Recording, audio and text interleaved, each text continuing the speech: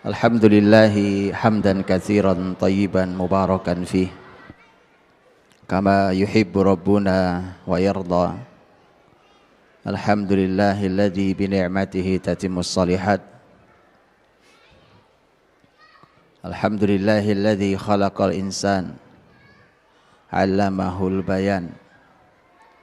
Asyhadu an la ilaha illallah wahdahu la syarikalah wa asyhadu anna Muhammadan abduhu wa rasuluhu. Allahumma salli wa sallim wa barik wa an'im ala rasulina wa syafi'ina wa imamina wa murabbina Muhammadin sallallahu alaihi wasallam wa ala alihi wa ashabihi wa man tabi'ahu bi ihsanin ila yaumiddin.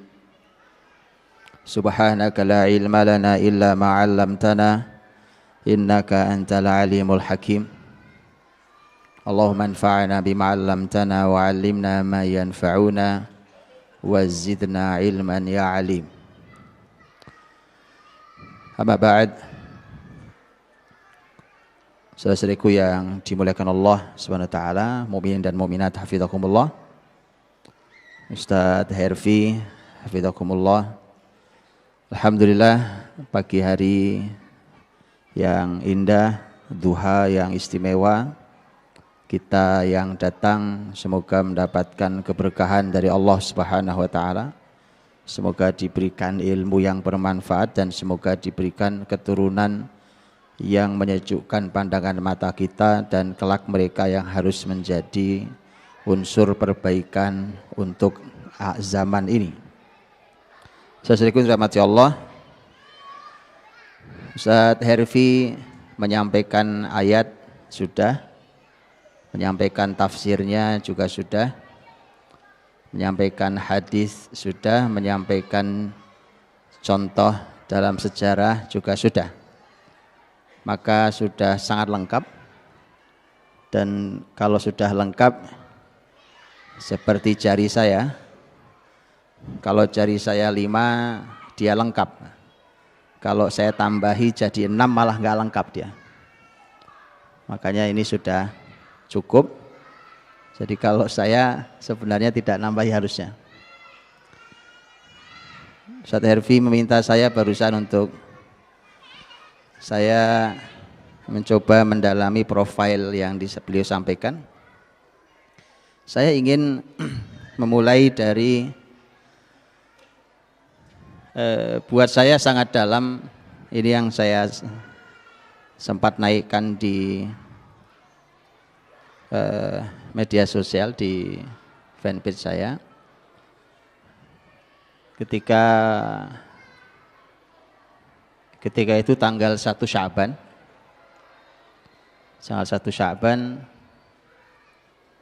ketika saya diajak oleh salah satu imam Masjidil Aqsa untuk berbincang di kantornya ya di pelataran Masjidil Aqsa itu.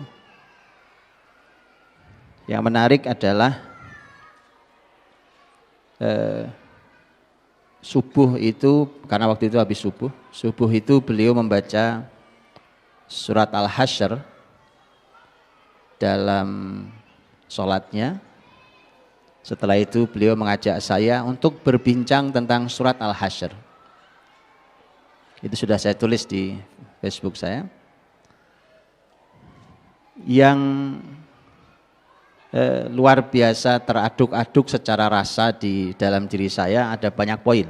Pertama, sebelum pagi itu saya sudah sangat sering di Indonesia membahas tentang surat Al-Hasyr dan sebagai kunci kemenangan muslimin berhadapan dengan Zionis. Pagi itu subuh beliau membaca surat Al-Hasyr di sholat subuh yang istimewa itu. Itu juga menambah rasa yang luar biasa di diri saya. Selesai itu beliau mengajak saya diskusi tentang surat Al-Hasyr.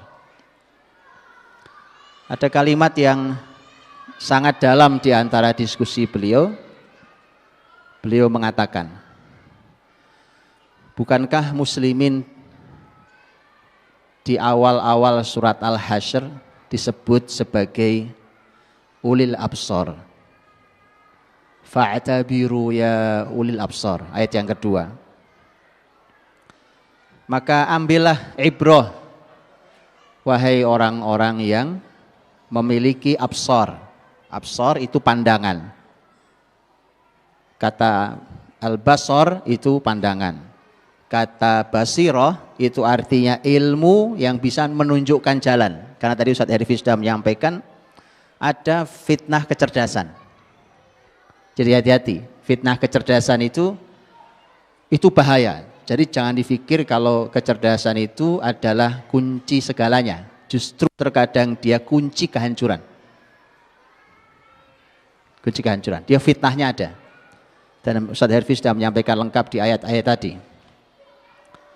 Maka al-basirah itu fa'tabiru ya ulil absar itu adalah ilmu yang bisa menunjukkan jalan, bukan ilmu yang menjadi fitnah. Kemudian dia juga bermakna ilmu, teori, analisa, pandangan, mana'ul absar. Kata beliau, bukankah Allah memberikan sifat kepada orang beriman, kepada kita dengan ulil absar? Dan di surat yang sama Allah memberikan sifat kepada Yahudi di ayat 13 dan 14-nya, di mana Allah menyampaikan dzalika bi annahum qaumul la yafqahun, dzalika bi annahum qaumul la ya'qilun. Orang-orang Yahudi itu adalah kaum yang tidak faqih, la yafqahun, dan kaum yang tidak berakal. Kemudian beliau kasih garis besar, ditebalkan garisnya yang beliau katakan. Terus bagaimana ceritanya kaum yang disebut ulil absar dikalahkan hari ini oleh kaum yang disebut la yafqahun dan la ya'qilun? Itu saking kebangetannya kita hari ini, Pak. Jadi beliau cuma berhenti sampai titik tadi sebagai sebuah poin yang sangat keras menghantam saya, padahal saya ngaji Al-Hasyr sudah lama, Pak. Begitulah Quran. Quran itu bertemu dengan ahli siapapun selalu ada yang baru. Mata airnya selalu keluar dengan jernih. Tidak ada yang tidak baru. Selalu keluar baru. Antum boleh ngaji tafsir apapun, setiap zaman surat yang sama, ayat yang sama memberikan inspirasi yang berbeda. Beliau hanya menyampaikan bagaimana ceritanya bisa kalah. Dah selesai sampai di situ, dan itu renungan yang sangat dahsyat. Saya sampai sekarang tidak hilang suasana hati itu, Pak. Bayangkan di pelataran Masjidil Aqsa, live melihat, dan antum kalau ke Aqsa bisa melihat bagaimana Yahudi begitu paranoid dengan menenteng senjata berat lengkap, yang laki yang perempuan, di semua pintu-pintu Aqsa. Sehingga terasa sangat dalam diskusi itu. Saya hanya berpikir bahwa alangkah sangat amat buruk keadaan kita hari ini. Yahudi sudah Allah berikan sifat, dan itu sifat Qur'ani, sifat yang diberikan Quran, tidak akan berubah sampai akhir zaman. Tidak akan pernah berubah. Surat Al-Hasyr itu bertutur tentang Yahudi di zaman Nabi. Karena surat Al-Hasyr itu oleh Abdullah bin Abbas, mufassir kalangan sahabat, beliau mengatakan surat Al-Hasyr disebut juga sebagai surat Bani Nadir, yaitu Yahudi Bani Nadir. Maka bicara Yahudi zaman Rasul, umat ini, umat Nabi Muhammad ini disebut Allah sebagai ulil absar. Mereka disebut sebagai qaumul la yafqahun dan la ya'qilun.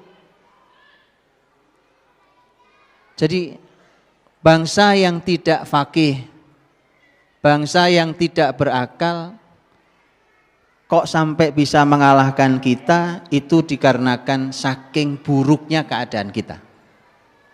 Kita ini, saya dan kita semua hari ini, begitu buruk keadaan kita hari ini. Jadi ulil absar itu sudah lepas dari diri kita, dari diri umat ini sudah hilang. Kalau itu kembali, Yahudi kalah lagi. Jadi simpel kata kuncinya. Maka antum harus menggali tentang semua kata yang terkandung di kata ulil absar. Fa'tabiru ya ulil absar. Pembahasan kita hari ini saya ingin masuk dari situ. Karena kalau babnya cuma otak yang brilian, itu gak menarik, Pak. Otak kalau cuma cerdas, itu tidak menarik. Ustaz Herfi sudah jelaskan tadi. Dan satu lagi, karena otak yang cerdas, tes IQ-nya tinggi, tidak pernah menjamin keberhasilan. Urusan dunia, apalagi akhirat. Nah, sudah teruji itu kalau itu. Karenanya banyak orang-orang dengan IQ tinggi juga tidak berbuat apa-apa. Tidak berkarya apa-apa. Walaupun dia merupakan anugerah yang luar biasa. Karena kecerdasan, kemampuan berpikir, kemampuan menghafal itu sesuatu yang luar biasa. Dan Quran, Rasul punya bahasa sendiri, syariat ini punya bahasa sendiri, punya cara sendiri untuk menganalisa kecerdasan itu. Persis seperti Herfi sampaikan. Jadi sebenarnya kenapa kita tidak mencoba bertanya pada Quran, kepada Rasul, kepada para ilmuwan, para ulama kita tentang bagaimana kecerdasan itu sebenarnya? Karena kecerdasan di zaman kebesaran Islam itu terbukti telah membawa perbaikan bumi ini. Kecerdasan zaman hari ini terbukti telah melukai bumi. Bumi yang rusak, bumi yang berlubang, atmosfer dalam ancaman, oksigen dalam ancaman, air bersih dalam ancaman, kehidupan manusia dalam ancaman. Itu kecerdasan hari ini. Bumi dalam ancaman gara-gara kecerdasan versi hari ini. Antum boleh baca dalam sejarah Islam. Silahkan baca dalam sejarah Islam. Bagaimana kecerdasan muslimin menghadirkan kemakmuran yang luar biasa untuk umat manusia. Silahkan dibaca. Yang jadi masalah kita, karena kita tidak kenal sejarah kita, itu masalah kita. Kita tidak kenal sejarah kita. Tidak jauh-jauh teman-teman. Saya waktu ke Aceh, ada sebuah seminar, saya sampaikan ke teman-teman di masyarakat Aceh. Saya bilang, teman-teman saya mohon izin, saya bilang, untuk saya membacakan tentang Aceh, versi Ibnu Battuta. Ibnu Battuta dalam bukunya beliau menulis tentang Aceh waktu mampir ke Aceh, 2 kali mampir ke Aceh, berangkat dan pulang lewat Aceh. Saya bacakan tentang Aceh dan saya minta jujur untuk disampaikan apakah ini Aceh yang hari ini. Jawabannya bukan. Bacalah sejarah kita hingga negeri ini, bacalah kemakmurannya, bacalah kehebatannya, bacalah keberaniannya, bacalah ilmunya, bacalah kecintaan mereka pada ulama, bacalah jihad mereka, bacalah kemenangan mereka di atas musuh-musuhnya. Itu yang ditulis oleh Ibnu Battuta, Pak. Bacalah keramahannya dari dulu. Bacalah keramahannya. Bacalah alamnya yang sangat dermawan menghadirkan kekayaan alamnya. Sehingga kemudian pembicara satu lagi, orang Aceh samping saya, malah beliau memaparkan tentang kesedihan data kerusakan di generasi muda Aceh. Berarti bukan Aceh kita yang dulu, zaman Islam dulu. Masa iya kita ridho dengan versi hari ini?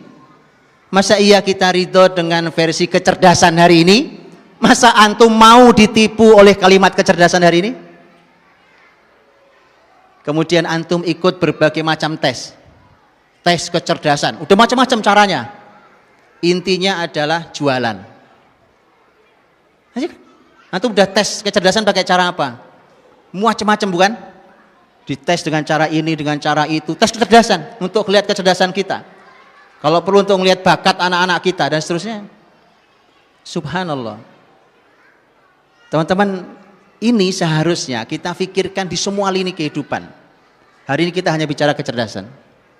Bagaimana generasi cerdas itu dihadirkan dalam Islam.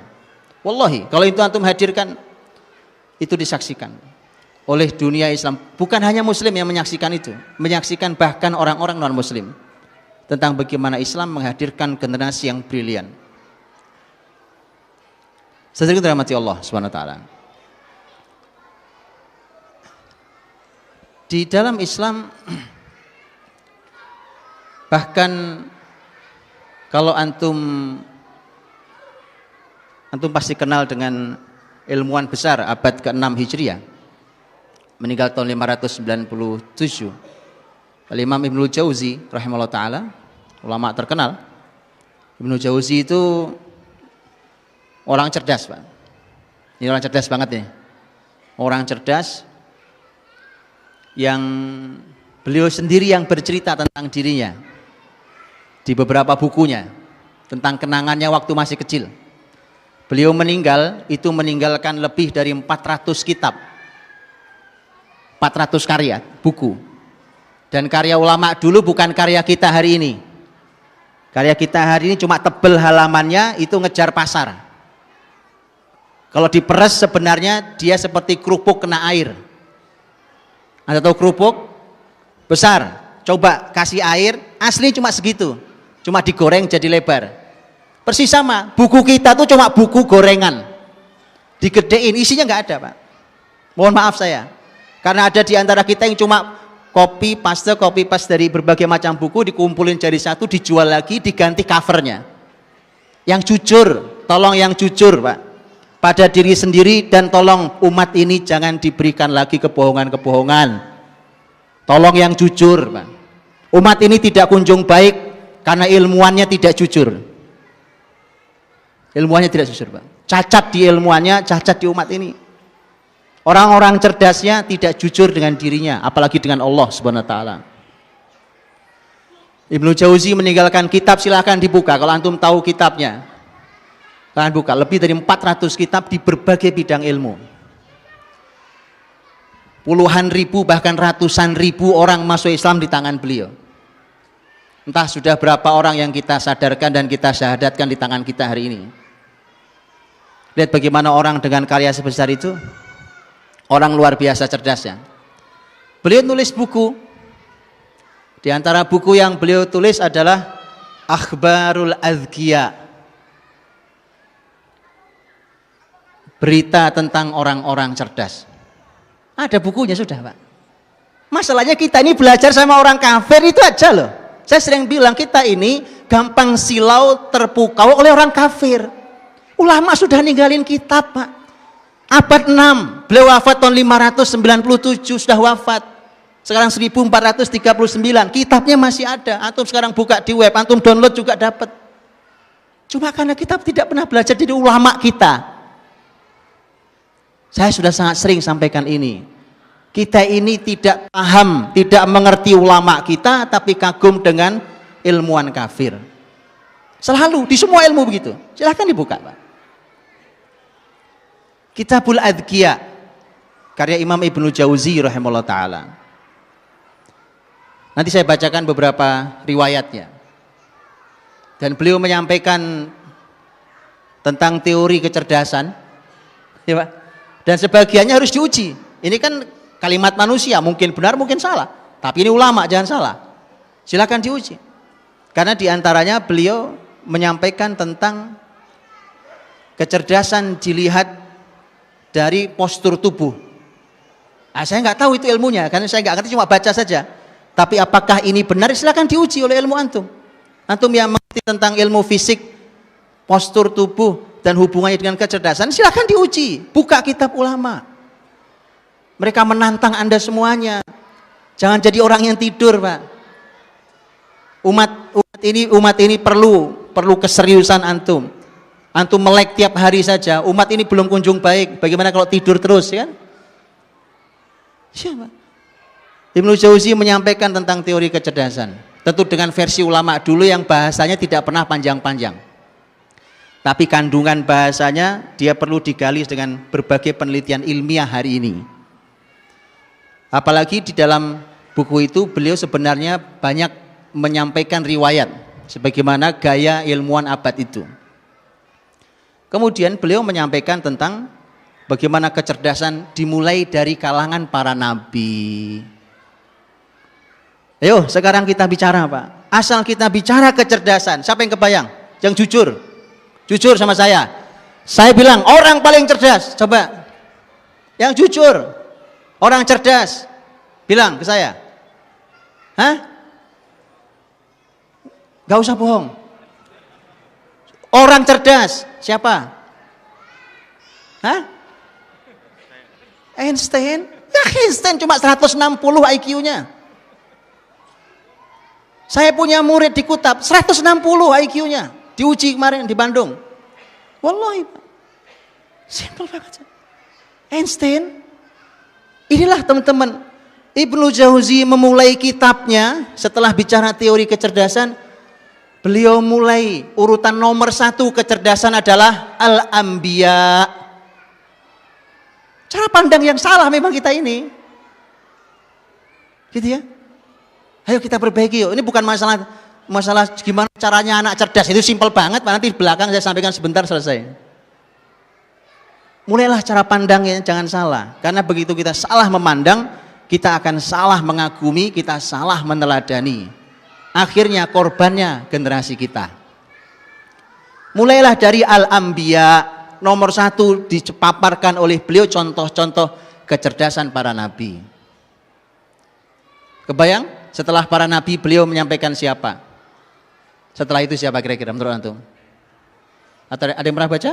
Ada kok, setahu saya terjemahannya ada, setahu saya. Kalau nggak salah ada terjemahannya. Tolong dibaca kitab-kitab yang begitu ya. Antum pengen cerdas, kitab itu belum dibaca, ya kan sudah membaca semua kitab. Kayak Ustaz Herfi sampaikan tadi, kita udah belajar kemana-mana, kitab ulama kita tinggalkan. Ya. Setelah itu beliau menyampaikan khusus bab tentang Nabi Muhammad SAW. Beliau juga Nabi, tapi dikhususkan karena orang paling khusus. Setelah itu siapa? Para sahabat. Begitu. Ya. Kan mereka generasi terbaik. Khairun nas qarni, tsummal ladzina yalunahum, tsummal ladzina yalunahum. Terus begitu Pak. Sampai siapa? Setelah itu berurut terus. Zaman khulafa, umaro, setelah sahabat, kemudian khulafa, terus nanti masuk zaman, kemudian nanti umaro, nanti para qadhi dan seterusnya, para hakim, diungkap kecerdasannya sampai di paling bawah nanti kecerdasan binatang. Sampai ngomongin binatang Pak. Kok ya kebangetan manusia yang Allah berikan lebih mulia dari binatang, nggak lebih cerdas dari binatang. Ya kan? Kucing aja ngerti antri Pak. Ya kan? Binatang ngerti mana pasangannya, mana bukan pasangannya. Monyet tuh Pak. Kalau dipakein baju bisa nyari duit Pak. Monyet tuh. Ya kan? Manusia sudah benar dipakein baju, dibuka bajunya. Lah haula wala quwwata. Memang lebih buruk dari monyet. Memang. Balhum adol. Lebih sesat daripada binatang. Sudah begitu. Oke, bukunya baca sendiri ya. Saya kan ngasih pintu. Saya buka pintunya, antum masukin bukunya. Tapi memang antum harus cerdas bacanya. Itu yang nulis orang cerdas. Ulama dulu itu teman-teman, apalagi abad-abad awal itu, beliau abad 6 Hijriah. Maka ulama dulu tuh kalau nulis nggak panjang-panjang komentarnya, nggak kayak saya ceramah kepanjangan. Makanya tafsir itu makin ke belakang makin panjang, tapi makin ke sahabat makin tidak banyak. Dan bahkan ada ayat yang nggak perlu ditafsirkan. Kenapa? Dibacakan ngerti mereka. Oh kita ini udah panjang kali lebar kali tinggi sama dengan tetap nggak paham. Sulit itu makanya. Ayo kita naikkan menjadi ulil absor. Umat ini belum bisa mengalahkan Yahudi selama belum menjadi ulil absor. kembalikan ulil absornya, maka muslimin dengan mudah mengalahkan musuhnya. Baik, teman-teman dirahmati Allah. Jadi ulama Imam Ibnu Jauzi pun telah menulis kitab Al-Adhkiyah. Karena Imam Ibnu Jauzi itu unik, Pak. Beliau punya buku yang berhadapan 180 derajat itu. Karena satu lagi bukunya Akhbarul Hamqa wal Mughaffalin. Kalau tadi kabar tentang orang-orang cerdas, kalau ini kabar tentang orang-orang bodoh, Pak. Jadi ada dua bukunya, silakan dibaca dua-duanya. Ya, silakan dibaca dua-duanya, Pak. Beliau ingin sampaikan pada kita itu tentang kebodohan, tentang orang-orang yang ya nggak normal kadang-kadang levelnya, itu ditulis di situ. Kalau antum baca kitab Akhbar Hamqa wa Mughaffalin, kalau antum baca kitab Adhkiyah, antum akan terkagum-kagum dengan kecerdasan. Tapi kalau antum baca kitab Akhbar Hamqa al Mughaffalin, antum akan ketawa-tawa sendiri, Pak. Nah, itu yang saya sebut di dalam dulu para ulama itu kalau sudah capek belajar ilmu, mereka baca kitab-kitab yang jenisnya begini. Kenapa? Karena lucu-lucu. Jadi ngelucu tapi pakai sanad. Sekarang ngelucu menjatuhkan martabat orang lain, menghina bapaknya sendiri, menjatuhkan ibunya sendiri, berbohong. Kemudian dengan itu dia dapat uang. Haram hukum uangnya. Gimana ceritanya? Kemudian dilombakan, orang pengen seperti itu juga. Subhanallah. Jadi makanya betul-betul bukan ulil absor. Bukan ulil absor, Pak. Atau lihat, Pak, Ibnu Jauzi nulis itu memang begitu. Termasuk kitab tadi, kabar tentang orang-orang bodoh itu, Pak. Baik, pembahasan kita bukan orang bodoh hari ini. Ini orang-orang cerdas. Teman-teman dirahmati Allah. Ada yang ingin saya masuki ayat dulu sebelum nanti kita bicara tentang profil juga.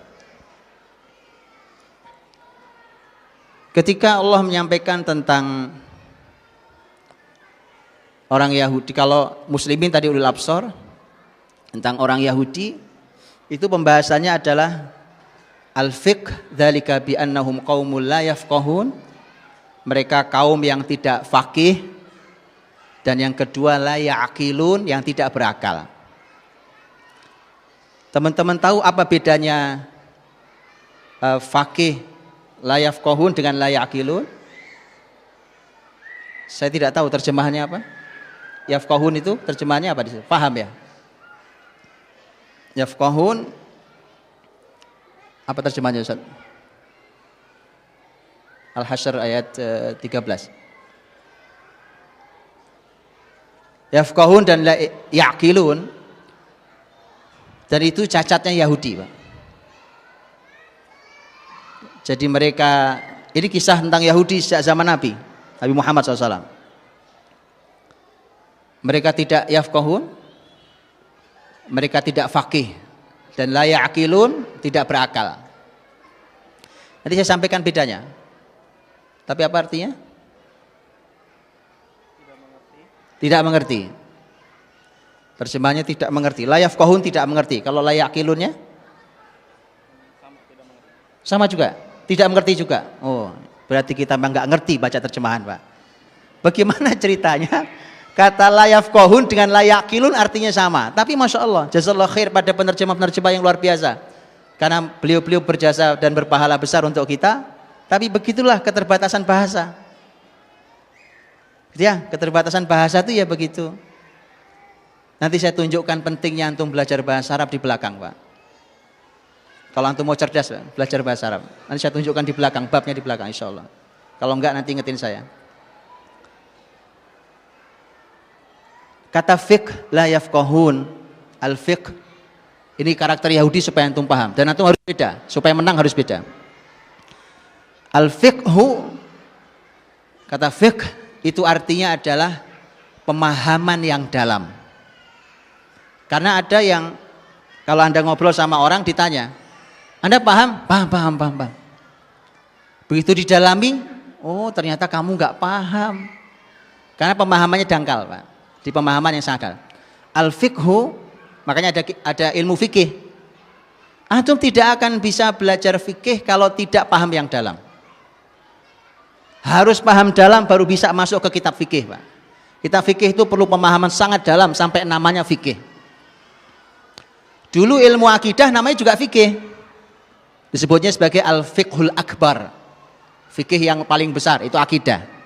Jadi ilmu Islam ini karakternya fikih. Nah, sekarang antum tahu kuncinya supaya orang jadi cerdas? Gampang, Pak. Belajar ilmu syariat. Dari mulai akidah terus sampai fikihnya. Cerdas pasti. Jaminan kalau itu. Kenapa? Karena fiqh dan Yahudi tidak punya itu. Muslimin yang punya itu. Namanya saja fikih. Nah, kalau didalami secara bahasa, kata fikih ini unik lagi, Pak. Karena fikih itu kan huruf fa, huruf qaf dan huruf ha. Ya kan? Fa, qaf dan ha. Ini termasuk kata yang cara membacanya sulasiyat. Sulasiyat itu artinya ada 3 cara membaca. Karena di dalam bahasa Arab itu biasanya satu kata cara membacanya 1. Tapi ini termasuk kata yang unik yang cara membacanya 3. Karena kata ini akarnya bisa dibaca faqaha, faqiha, faquha. Apa beda? Beda, Pak. Jadi dalam bahasa Arab itu, teman-teman, itu kenapa bahasa itu bikin cerdas, bahasa Arab itu? Oh ya, bahasa itu bikin cerdas itu karena itu. Beda cuma a, i, u, beda arti. Faqaha dengan faqiha dengan faquha beda artinya. Kalau antum hubungkan dengan hadis Nabi, ya, lihat hadis Nabi. Ini kisah hijrah yang hari ini banyak ditebarkan, mudah-mudahan tidak salah jalan lagi. Karena saya tahu iblis tidak pernah ridho dengan itu. Hijrah, pembahasan hijrah di mana-mana. Saya berdoa mudah-mudahan Allah bimbing. Karena kalau tidak, iblis tahu di perempatan mana dia tunggu orang yang hijrah itu. Dibelokin lagi sama iblis. Hati-hati. Nabi mengatakan tentang orang-orang yang berhijrah. Kalimat Nabi SAW, khiyarukum fil jahiliyati khiyarukum fil Islam idza faquhu. Orang terbaik di antara kalian waktu jahiliyah top, orang pemimpin, orang pinter, orang yang disegani waktu jahiliyah, dia tetap akan menjadi orang hebat dalam Islam. Kalau dia mau hijrah, dalam Islam tetap orang hebat. Syaratnya 1, idza faquhu. Nah, di situ faqih itu, tapi qafnya di dhammah. Dalam sebuah riwayat, qafnya di dhammah. Itu kalau antum tanya, kenapa tidak faqihu? Kenapa tidak faqahu? Ternyata Nabi menginginkan sesuatu. Ya, ini fiqh yang paling tinggi memang kalau di dhammah, yang tengahnya kalau di kasroh, yang paling bawah kalau di fathah. Kalau di dhammah itu hadirin, pemahaman ilmu itu sudah menjadi aliran darahnya. Kalau bahasa kitanya sudah mendarah mendaging, Pak, sudah mendarah daging, sudah nyampur, nggak bisa dipisahkan. Kan ada ilmu yang sifatnya tempelan kan. Pemahaman tempelan kan ada, ya kan? Apalagi kalau namanya hafalan, nempel kan nempel. Sekarang sore nanti udah lupa kok, gak usah nunggu sore yang 2 jam lagi udah hilang. Tapi itu sudah mendarah mendaging, Pak. Dia sudah gak terpisahkan. Pemahaman dia, kemampuan dia memahami, kemampuan dia mengingat, kemampuan dia menganalisa, kemampuan dia melakukan atau bahkan mengambil sebuah keputusan dari pemahamannya, itu sudah mendarah daging dalam dirinya. Itu kalau dhammah. Dan ternyata itu yang dimau oleh Nabi tentang orang-orang yang hijrah. Ingat, ini peringatan untuk mereka yang berhijrah. Itu fiqh. Baik, yang satu lagi, orang Yahudi itu la ya'qilun. Ya'qilun jelas, kata-katanya akal. Aklun, akal. Cuma saya mau nanya, akal itu apa artinya? Akal kira-kira artinya apa, Pak? Akal bahasa apa ya? Bahasa Indonesia? Bahasa Indonesia ngambil dari bahasa Arab. Aklun, akil, dan tidak bisa kita terjemahkan. Akil, ya akil. Akal-akal. Bahasa kita akal, ya akal. Betul ya? Jadi mudah dipahami.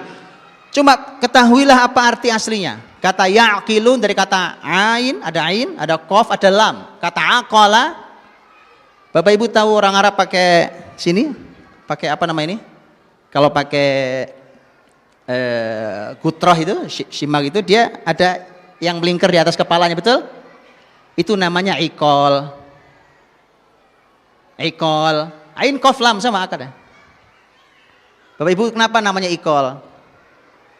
Karena iqol itu artinya, dia asli artinya untuk ngikat, Pak. Karena dulu sebenarnya ini buat ngikat onta. Zaman orang Arab dulu kalau mereka punya onta, ontanya diparkir supaya nggak kemana-mana, itu ada pengikat itu, diikatkan di kakinya. Jadi kaki onta yang duduk ini diikatkan di situ, dimasukkan plek sehingga ontanya nggak bisa berdiri. Nah, nanti kalau sudah waktunya selesai jam parkirnya, dia pergi. Itu diambil ditaruh di kepalanya, nah, baru dia pergi. Itu sejarahnya iqol. Jadi antum-antum suka pakai itu sebenarnya aslinya punya onta ya. Hari ini jadi pakaian kebanggaan orang Arab. Itu aslinya dulu punyanya onta ya. Jadi kalau antum tahu sejarahnya enak sebenarnya, makainya pun juga antum tahu.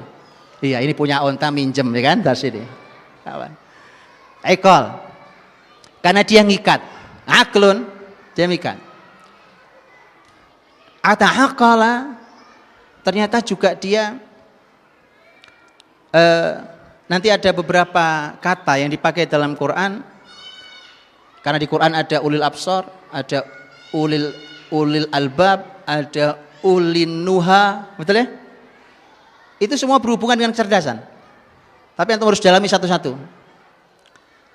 Dan akal, kemudian nuha, itu ternyata memiliki makna bahwa selain kalau akal selain mengikat, nuha ternyata dia punya makna, dia punya kemampuan untuk menahan. Betul? Diikat sehingga dia nahan. Kemampuan menahan itu artinya ilmu yang kita miliki, dia harus punya kemampuan menahan diri kita. Menahan itu bisa mendelay sesaat, bisa menghentikan sama sekali. Jadi kalau ilmu kita malah membuat kita mengumbar dan bahkan kita mengakali orang lain yang orang tidak paham itu, kita akali mereka dengan ilmu itu, yang dimana dengan itu terjadi dosa, maka berarti bukan ilmu itu yang dimau Allah. Dengan ilmu, antum meneliti S3, gitu ya, penelitian S3. Penelitian S3-nya pesanan sebuah perusahaan, gitu, untuk merusak bumi. Oh, apa ada Pak? Oh iya. Bagaimana enggak ada? Kalau lihat Quran ketika mengatakan bahwa sebagian manusia itu mereka tuh kerjaannya adalah merusak al-hartha wan nasl. Harth itu artinya sawah ladang, nasl itu artinya keturunan. Tafsir para ulama kata keturunan banyak yang menafsirkannya malah binatang ternak.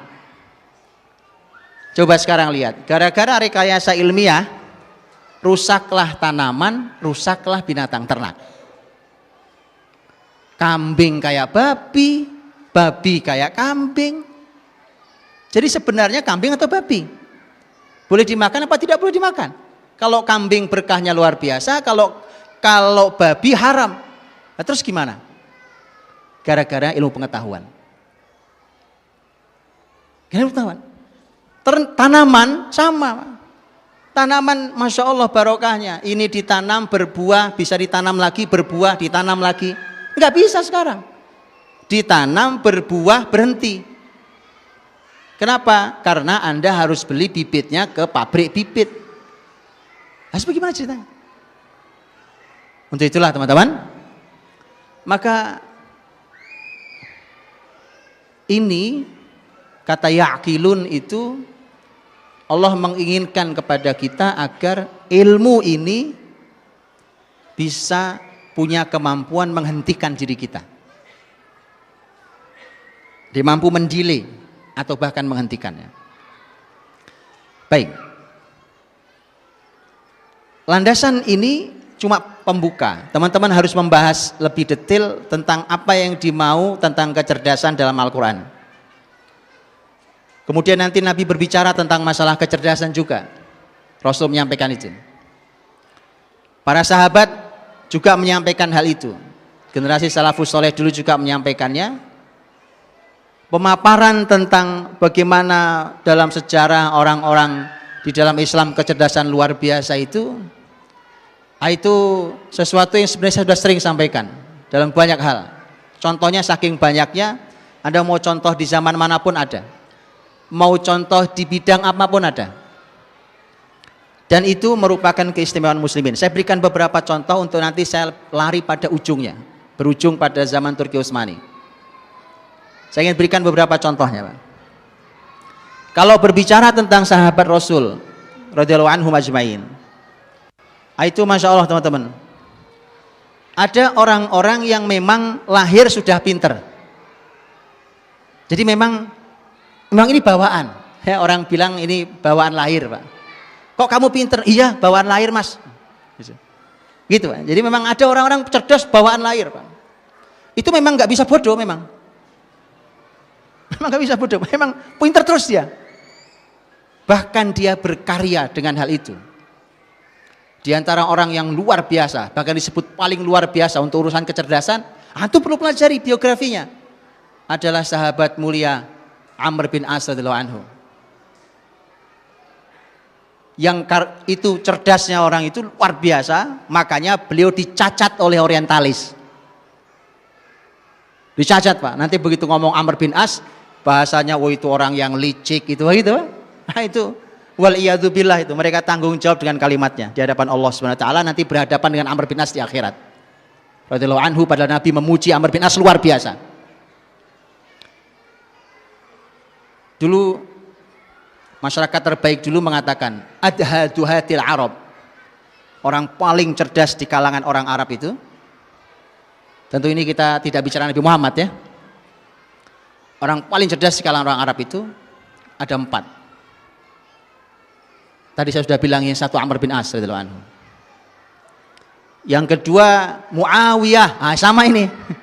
Ini sahabat yang juga dizolimi oleh sejarah luar biasa, oleh orang-orang yang tidak bertanggung jawab. Muawiyah radhiyallahu anhu. Yang ketiga Mughirah bin Syu'bah radhiyallahu anhu. Yang keempat Ziyad ibnu Abi, ini tabi'in, kibarut tabi'in. Keempat, Pak. Oke, 4 ini mana yang sudah antum baca biografinya? Enggak 4-4-nya. Tapi antum tahu Einstein kan? Antum tahu Einstein ya? Apa kita bicara Einstein saja hari ini? Subhanallah. Ini yang 3 sahabat, yang 1 tabi'in. Adhaduhatil Arab. Orang Arab punya orang yang super cerdas, 4 orang nih. Dulu belum ada tes IQ. Kalau ada tes IQ, saya sering bilang, orang-orang ini kalau dites IQ, jangankan level sahabat, level ulama yang tadi disebutkan, Imam Bukhari, Imam Muslim, apa segala macam, Imam Syafi'i, Imam Ahmad, Imam Abu Hanifah, Imam Malik, itu kalau dites IQ yang putus alat tesnya, Pak. Saya sudah sering sampaikan ini. Jangan tanya berapa skornya, yang putus alat tesnya. Itu saya sudah buktikan hari ini. Betulan, Pak. Betulan. Anda boleh didik anak Anda dengan cara Islam, datangkan psikolog, datangkan psikiatri, datangkan orang yang menguji tentang IQ, putus alat tesnya. Yang menguji bilang, saya tidak mengerti, Pak. Kenapa anak segini begini bicaranya? Wallahi, itu kalimat tidak dari satu pakar saya dengar. Terus, Pak. Ya, itu kalau dididik dengan syariat ini. Baik.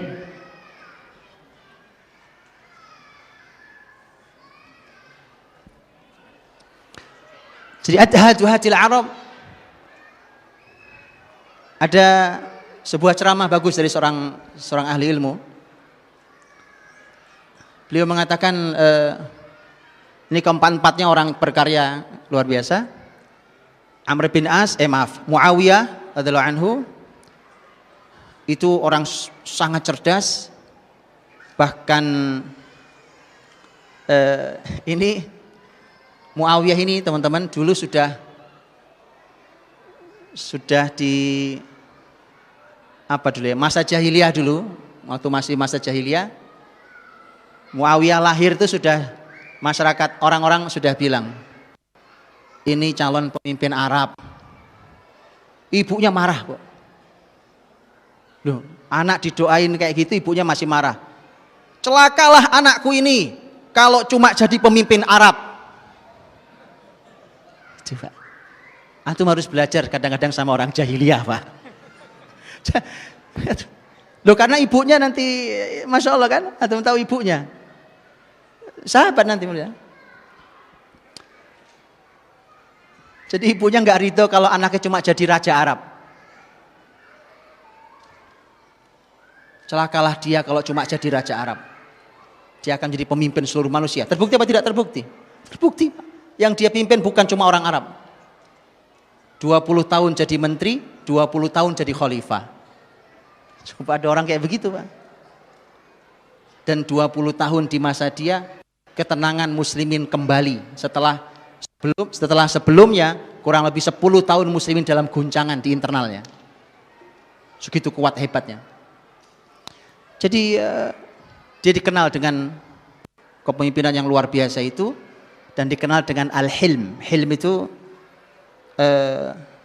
orang sekuat itu biasanya kalau ada orang ngelawan itu langsung bunuh dia, penggal dia, penjara dia gitu. Kalau dia enggak, Pak. Muawiyah dikenal dengan al-hilm. Hilm itu orang berbuat jahat pada dia tapi dia balas dengan kebaikan. Itu Muawiyah. Mau ada pemimpin kayak gitu gimana enggak dicintai, ya kan? Udah disakiti dikirimi hadiah. Enak, Pak. Amr bin As radhiyallahu anhu dikenal sebagai orang yang cerdas, yang spesialisasinya adalah menyelesaikan al-mu'dilat. Mu'dilat itu artinya masalah-masalah yang super rumit yang tidak bisa diselesaikan oleh orang cerdas. Nah, itu harus Amr bin As yang ambil alih. Itu. Antum tahu ketika terjadi ta'un Amwas di masa Umar bin Khattab. Ta'un, Masya Allah, ta'un itu orang kena ta'un, wabah penyakit waktu itu di Amwas. Amwas itu di wilayah Palestina. Ketika menyebar itu, pagi sakit, sore meninggal, sore sakit, pagi meninggal, Pak. Cepat sekali itu, sampai korban begitu banyaknya. Termasuk korbannya adalah sahabat mulia, bahkan Amir Umarok negeri Syam, yaitu Abu Ubaidah al-Jarrah radhiyallahu anhu. Umar sebagai khalifah harus menyelesaikan masalah itu. Sudah tidak kunjung selesai, siapa yang dipanggil? Amr bin As. Sini. Saya cuma nanya, emang Amr bin As dokter? Gitu loh, Pak. Ini bukan masalah Anda dokter atau bukan dokter. Ini orang spesialisasi menyelesaikan urusan yang super rumit yang tidak bisa diselesaikan oleh orang cerdas. Diajak diskusi sama Umar. Gitu. Gimana nih? Masalah ini berat tahun Amwasnya. Itu dikaji oleh Amr bin As di lapangan, Pak. Dikaji sampai keluarkan rekomendasi. Apa biasa ini, Pak. Ini kalau hari ini udah penelitian S5 ini, Pak. S3 nggak masuk kalau ini. Betul, simpel sekali kalimatnya. Karena istimewanya orang dulu kalau bicara nggak panjang-panjang, Pak. Jadi saya mohon maaf kalau kepanjangan ngomongnya. Simpel-simpel tapi maknanya luar biasa. Jadi berbagai masalah tidak selesai. Obat sudah nggak bisa itu. Zaman itu nggak menyelesaikan. Sama, setiap zaman ada penyakit yang nggak bisa diobati kan, karena ilmunya terbatas manusia. Akhirnya rekomendasinya jelas. Amr bin As mengatakan, Khalifah saya ketemu jawabannya. Tentu pertama dia harus karantina, bahasa kita karantina. Makanya orang yang dari luar Amwas tidak boleh masuk ke situ, orang yang dari dalam nggak boleh keluar. Jadi karantina masalahnya. Tapi yang paling penting kata Amr bin As, saya melihat penyebaran itu luar biasa, penyakit itu terjadi luar biasa ketika orang kumpul-kumpul. Nah, penyebaran.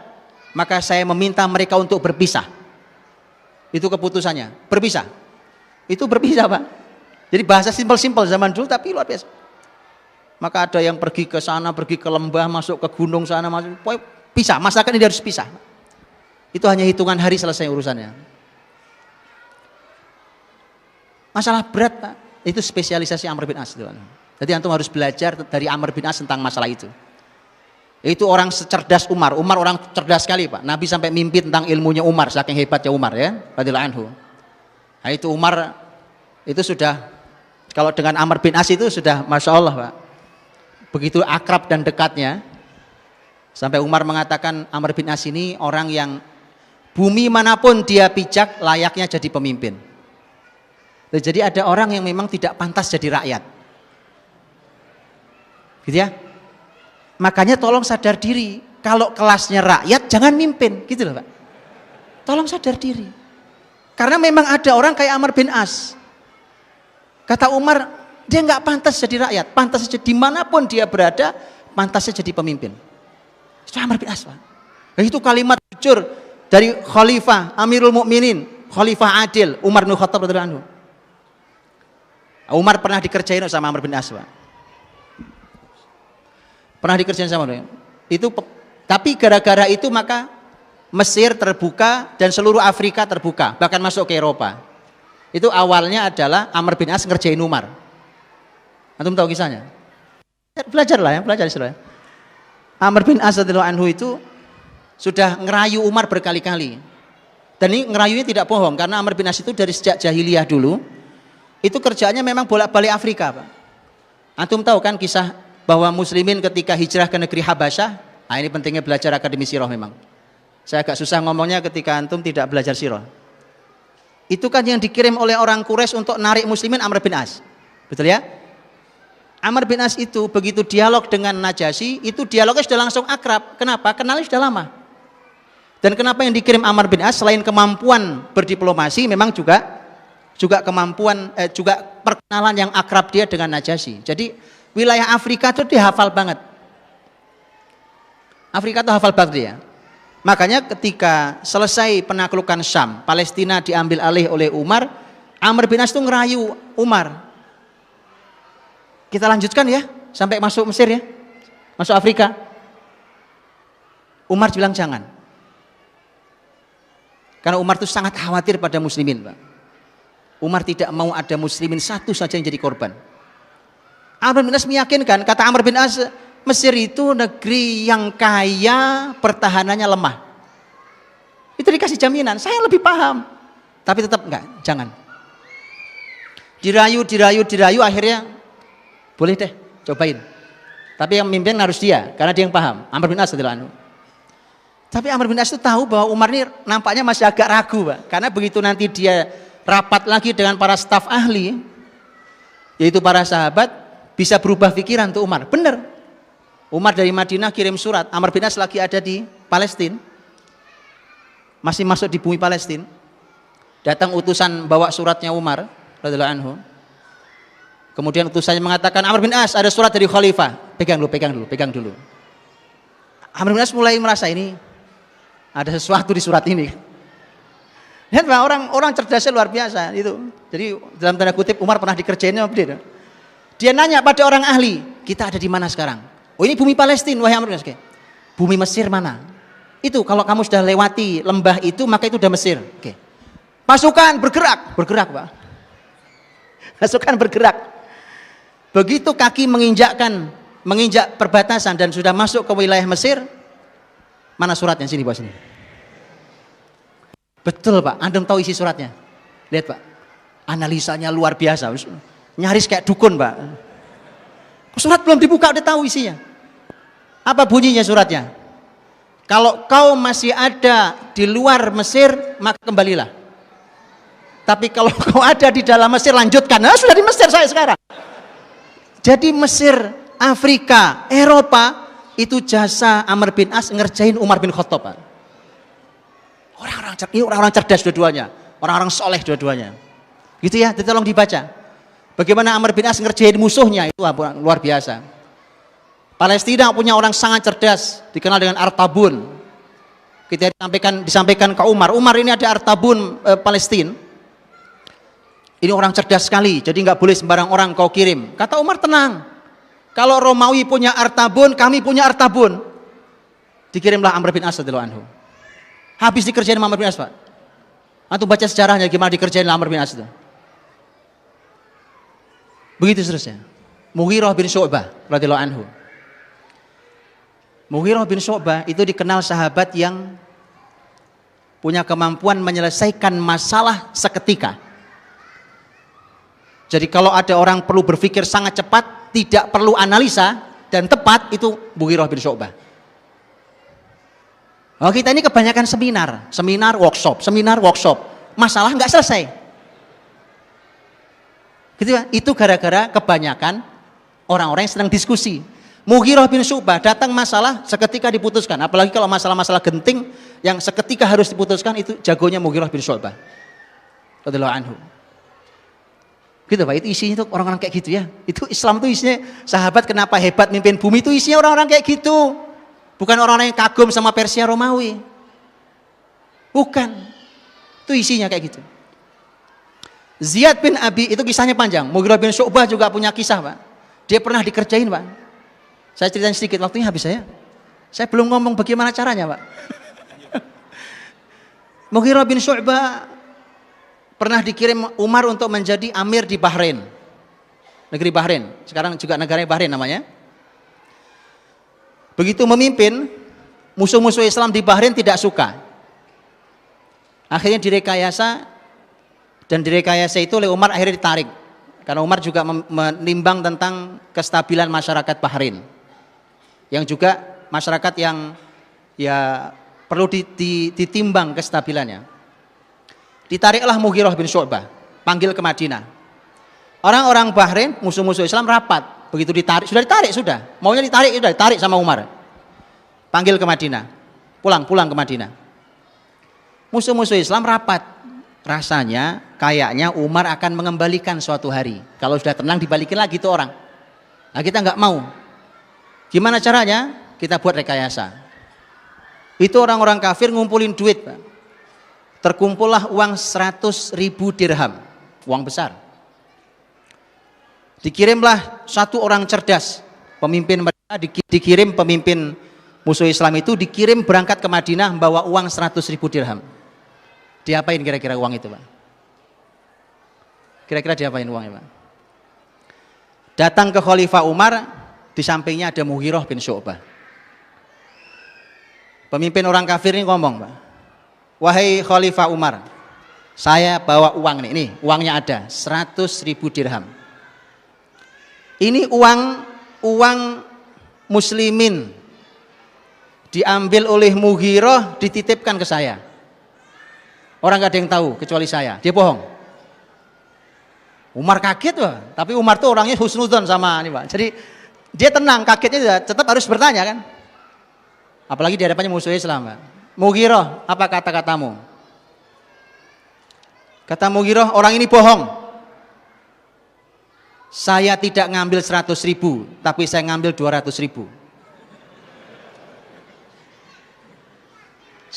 Dipikir bohong mau bantah, enggak?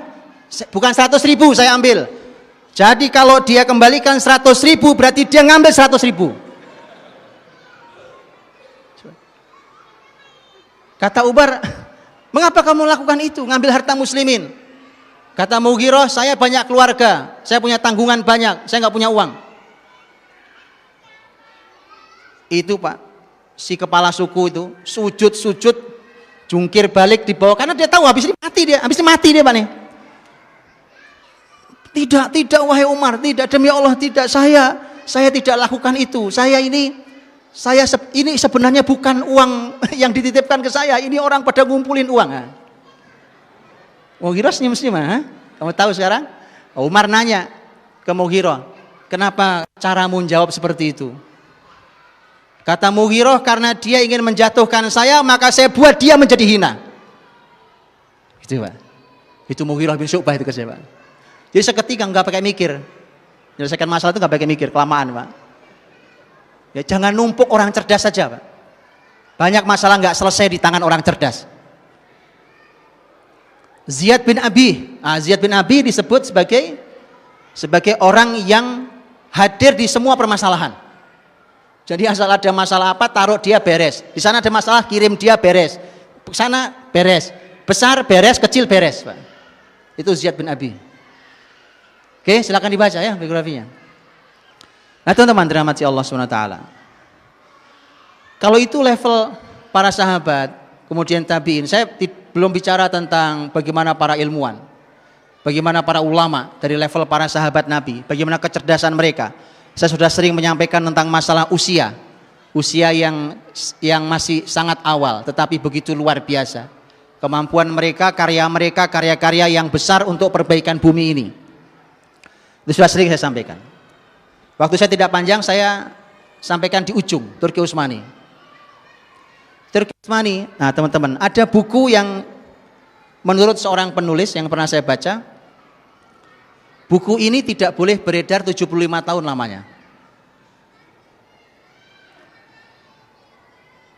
Judulnya Militan Islam. Militan Islam. Penulisnya belakangnya Jason.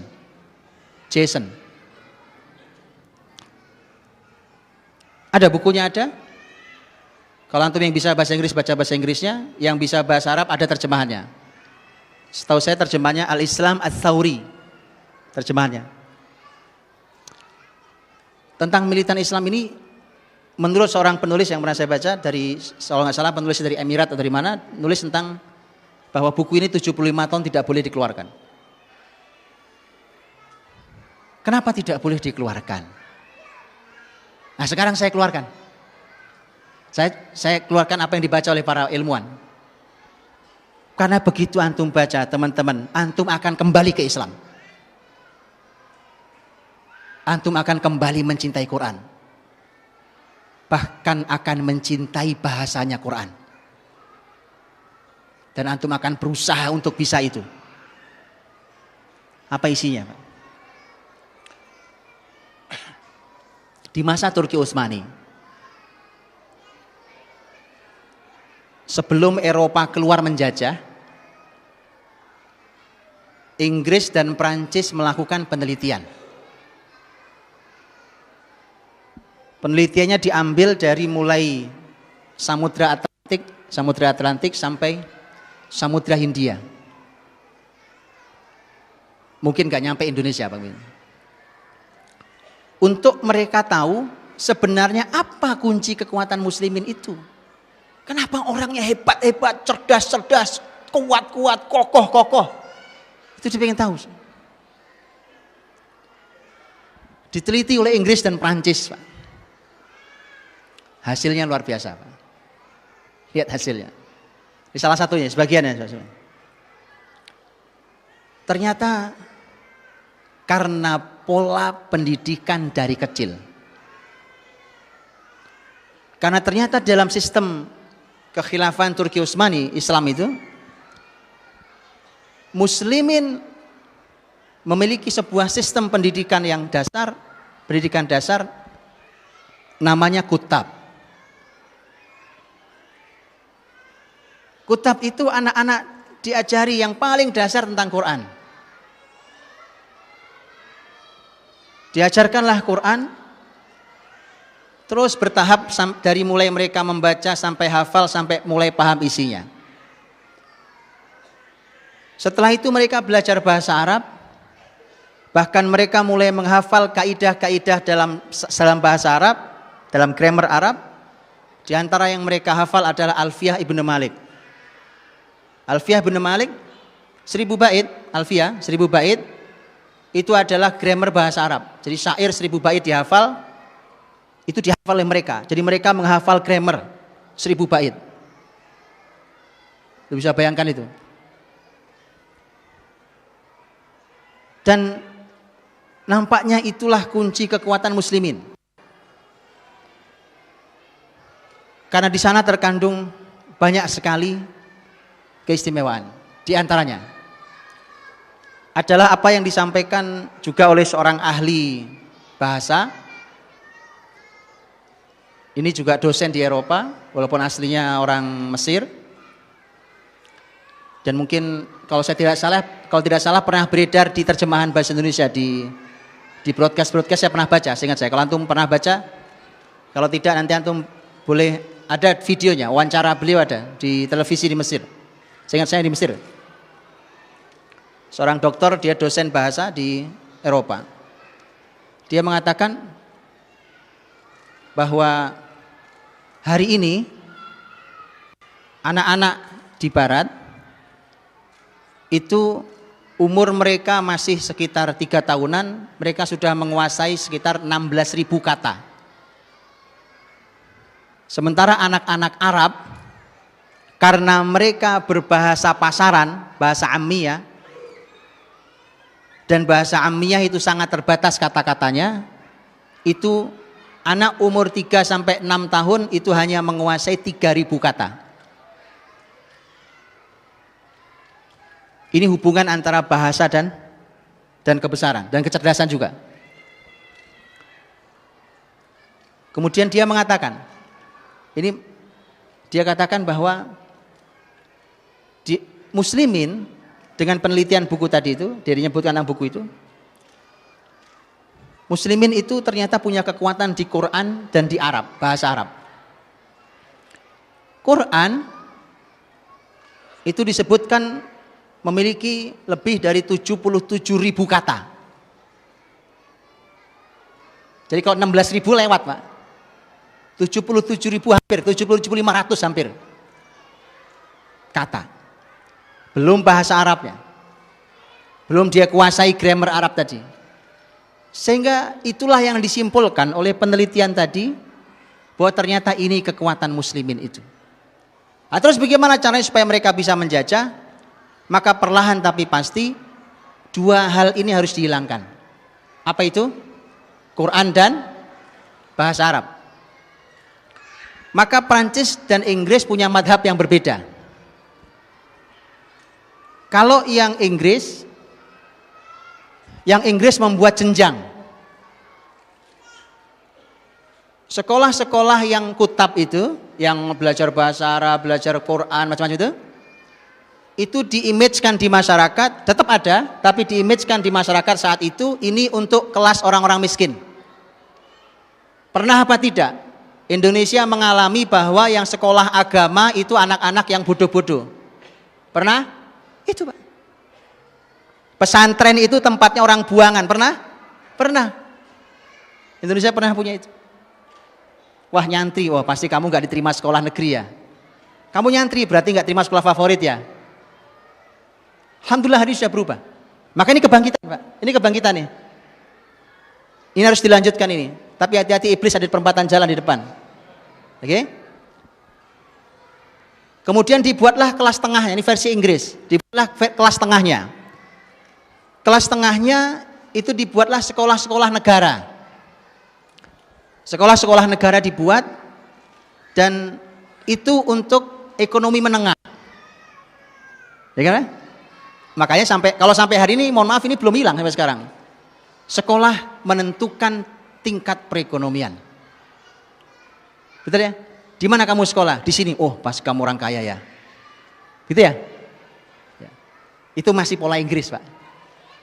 Yang level tinggi adalah international school.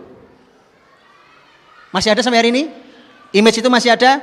Berarti belum bangkit kalau gitu. Belum, saya tarik lagi kalimat saya. Belum bangkit kalau gitu. Yang modern international school di mana tidak ada Quran, tidak ada bahasa Arab. Kalau yang tengah tadi lemah bahasa Arabnya, Qurannya juga lemah. Itu versi Inggris. Versi Perancis enggak, kelamaan, diberangus semuanya. Itu versi Perancis. Oke? Itu yang saya baca. Jadi teman-teman, maka menjajahlah mereka. Sisa-sisanya masih bisa kita rasakan. Sekarang antum tahu gimana caranya mau jadi orang cerdas? Gampang, Pak. Gampang. Belajar syariat ini. Di mana belajar syariat? Jadi sampai masalah tempat, bukan cuma belajar syariat, enggak tempat. Contoh, Pak. Anak tua asal sudah 7 tahun, apalagi laki-laki yang disuruh sholat. Betul kan? Ini teori kecerdasan ini. Suruh sholat. Kalau laki-laki sholatnya di mana? Di masjid. Ini tempat bikin cerdas, Pak. asal masjidnya kembali fungsinya seperti Masjid Nabawi dulu. Ini tempat orang-orang cerdas, masjid ini. Makanya saya tidak aneh, tidak heran kalau hari ini mulai ada orang yang curiga terhadap masjid. Saya tidak heran, Anda sudah benar, curigai masjid, karena memang itu tempat orang-orang cerdas, Pak. Dari situlah kekuasaan akan diambil kembali oleh muslimin.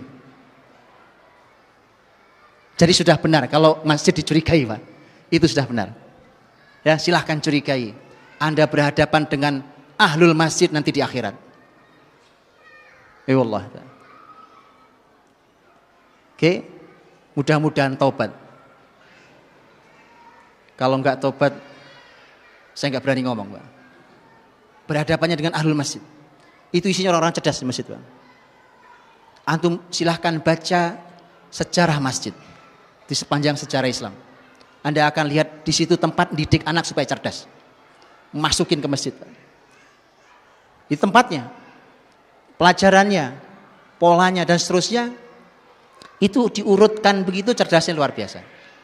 Karena nanti anak-anak kita akan ketemu tentang pola materi ilmu yang tidak pernah mungkin diajarkan oleh orang-orang barat.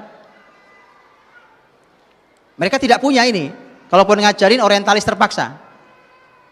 Mereka tidak punya konsepnya. Umpamanya, Pak. Muslimin itu, Pak. Muslimin itu oleh para ulama dibuatkan konsep-konsep. Saya kasih contoh, Pak. Dan ini sebenarnya kalimat Imam Syafi'i sebenarnya. Beliau punya kalimat lengkap. Orang kalau belajar apa, belajar apa, dapat ilmunya, bukan ilmunya. Contohnya, orang belajar Quran, dia akan dapat kelembutannya. Orang-orang Quran itu lembut-lembut orangnya, Pak. Orang belajar hadis, dia akan kuat hujahnya. Jadi kalau dia berargumentasi, orang mesti jungkir balik depan dia, Pak. Mesti orang akan tersungkur kalah. Itu orang yang belajar hadis. Begitu seterusnya. Orang belajar apa, terus dia akan punya kekuatan masing-masing. Itu kalimat Imam Syafi'i rahimahullah. Dan saya kasih contoh, teman-teman. Kalau antum belajar umpamanya ilmu usul fikih, itu ulama membuatkan kaidah usul fikih. Itu masya Allah, Pak. Orang masuk ke ilmu usul fikih, keluar dari ilmu itu cerdasnya luar biasa.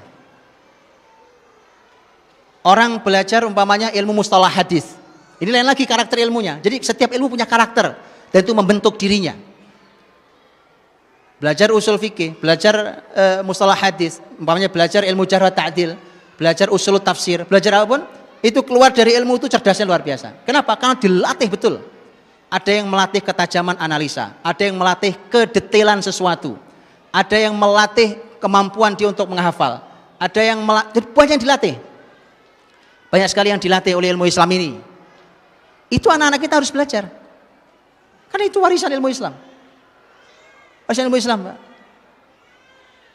Nah, jangan sampai antum salah jalan. Sekarang disuguhi supaya anak terstimulus brainnya, maka dikursuskan main piano. Lah, antum belajar sama orang kafir. Ya, disuruh belajar usul fikih, belajar tafsir, usul tafsir, hadis dengan mustalahnya. Anak dijamin cerdas. Ini belajar cahaya loh. Yang dipelajari cahaya, bercahaya hidupnya. Bercahaya hidupnya. Itu orang-orang cerdas. Dan setiap ilmu punya karakter. Punya karakter tadi. Orang tidak sadar bahwa terbentuklah karakter dirinya, terbentuklah kekokohan jiwanya. Dan ini tadi contohkan sangat banyak oleh Ustaz Herfi tentang bagaimana orang dalam sejarah Islam itu memiliki kemampuan yang luar biasa di berbagai ilmu itu karena mereka belajar berbagai macam ilmu itu. Dan itu bagian dari yang harus dipelajari oleh muslimin, tentu di levelnya masing-masing. Levelnya yang jadi ulama dengan yang tidak jadi ulama, levelnya beda, kedalamannya, tapi belajar. Gitu ya? Belajar. Antum tahu. Nah, masalahnya hari ini asal belajar apa nih? Belajar mustalah hadis. Wah, anak saya nggak mau jadi ustadz toh, Pak. Dulu, sekarang udah lumayan. Dulu Quran gitu, ngafal Quran. Anak ibu, bapak ibu harus baca hafal Quran. Dia bilangnya, wah anak saya nggak mau jadi ahli tafsir, oh, Pak, maunya jadi arsitek kok. Itu saking sudah begitu serangan barat itu sudah luar biasa dalam diri kita. Tapi alhamdulillah sudah mulai berubah hari ini. Sudah mulai berubah. Berarti sudah bangkit lagi ya. Saya balikin lagi kalimatnya. Bangkit lagi berarti. Jadi teman-teman dirahmati Allah Subhanahu wa taala, ini sudah habis waktu saya sebagai penutup, teman-teman. Jadi apa yang diberikan alurnya oleh syariat kita inilah tanpa menggunakan teori panjang lebar. Kalau yang babnya keturunan, karena memang kalau di dalam penelitian-penelitian yang dilakukan hari ini pun, bahkan dilakukan di zaman sebelum kita ini pun, bahkan orang-orang barat pun melakukan penelitiannya, ternyata keturunan memang punya, dan itu dalam Islam juga sama, bahwa keturunan itu ternyata memang punya jejak yang dalam, diantaranya tentang tema kecerdasan, kemampuan mengingat, kemampuan menghafal, memahami.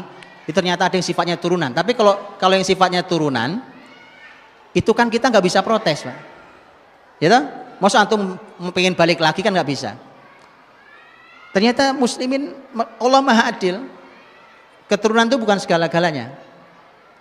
Karenanya kemudian muslimin itu diberikan pola tentang pembelajaran syariatnya.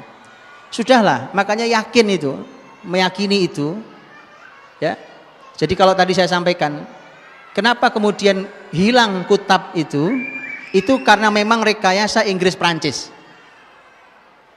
Karena mereka tahu ternyata itu sumber kekuatan muslimin. Jadi ini nggak mudah ini, Pak. Makanya di Indonesia setengah mati saya mengenalkan kutab itu, Pak. Alhamdulillah belum lama sudah Allah izinkan untuk, karena Allah ridho, mudah-mudahan Allah izinkan untuk dikenal orang.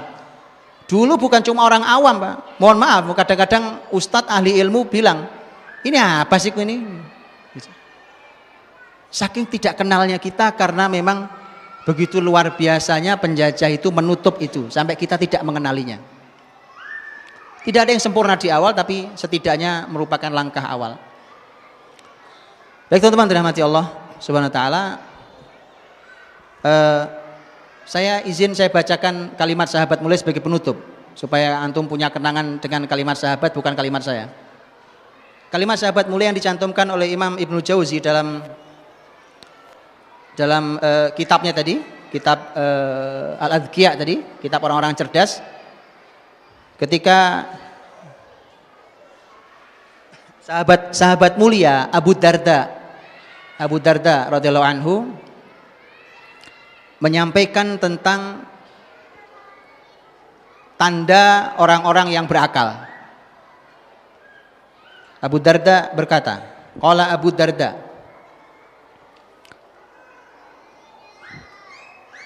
jadi Abu Darda berkata, beliau mengatakan bahwa, maukah saya sampaikan tentang alamatil aqil, tandanya orang berakal. Tadi salah satu modal untuk mengalahkan Yahudi berakal. Kata Abu Darda radhiyallahu anhu, yatawadha' liman fawqahu. Orang berakal itu dia tawadhu', merendahkan hatinya di hadapan orang yang ada di atasnya. Apanya? Apa saja? Mungkin ilmunya, mungkin usianya, mungkin pengalamannya, gitu ya. Tawadhu. Satu. Yang kedua, wala yazdari man dunahu. Tidak meremehkan yang ada di bawahnya.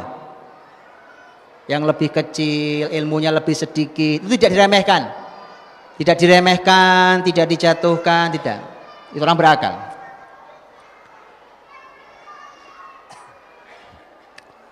Yang berikutnya, yumsikul fadla min mantiqihi.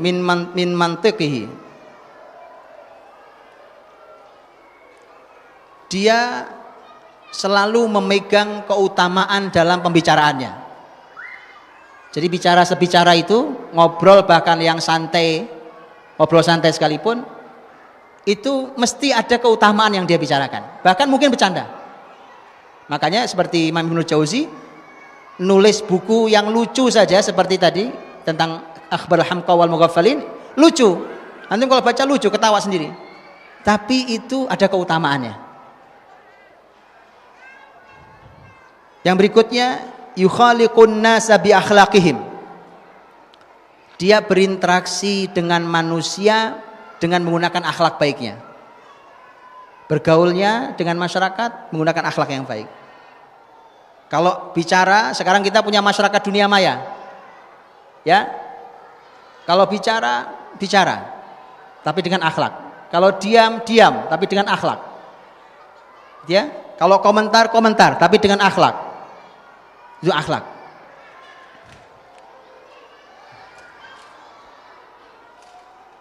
Wa yahtazizul imana fima bainahu wa baina rabbih azza wajalla. Dan dia memastikan ada iman antara dia dan Rabbnya Allah Subhanahu wa taala. Jadi dia memastikan hidupnya selalu ada iman dalam segala aktivitasnya. Fahuwa yamshi fid dunya bid dunya bit taqiyyati wal kitman. Dia berjalan di dunia ini dengan ketakwaannya tapi tersembunyi. Takwaan tapi tersembunyi. Ini saya sering sampaikan teman-teman ya. Bahwa hari ini tuh kita kok nggak punya sesuatu yang disembunyikan gitu loh. Padahal menyembunyikan sesuatu itu pada hal yang benar itu ajaran Nabi loh. Itu ajaran Nabi loh dan ajaran sahabat loh. Kita semua sekarang diupdate statusnya. Makan mie goreng diupdate statusnya, lagi nangis diupdate statusnya, lagi gelisah diupdate. Saya sudah sering sampaikan, mohon berhenti. Saya sudah bilang berhenti. Saya sudah sering bilang itu. Kan itu kaidah orang-orang cerdas. Ya, baik, itu kalimatnya. Kalimatnya sahabat mulia Abu Darda radhiyallahu anhu tentang tanda orang-orang cerdas. Nanti riwayat di bawahnya PR buat antum baca bukunya karena di bawahnya ada riwayatnya Wahab bin Munabbih yang menyampaikan kalimatnya Luqman. Luqman itu sudah sampai pada level Al-Hakim. Allah berikan hikmah. Walaqad ataina Luqmanal hikmah. Kalau hikmah itu teman-teman itu lebih tinggi dari ilmu. Karena kalau ilmu yang Allah berikan sedikit. Wa ma utitum minal ilmi illa qalila. Yang diberikan pada kalian dari ilmu itu cuma sedikit kata Allah. Tapi kalau diberikan hikmah, Allah menyampaikan wa may yu'tal hikmata faqad utiya khairan katsira. Siapa yang diberi hikmah sungguh telah diberikan kebaikan yang banyak. Jadi ada PR lagi nanti. Begitu jadi ilmuwan harus menjadi ahli hikmah. Gimana caranya perlu dikaji lagi. Luqmanul Hakim itu sudah sampai level hikmah. Beliau nanti menyampaikan di poinnya. Beliau menyampaikan bahwa menasihati anaknya, ya bunayya mayyatim wa aqlu mri'in hatta yakuna fihi asyru khisal. Wahai anakku, seseorang tidak akan sampai sempurna akalnya sampai dia punya 10 sifat. 10 sifat antum baca sendiri di bukunya. Saya kira itu. Wallahualam bishawab. Assalamualaikum warahmatullahi wabarakatuh.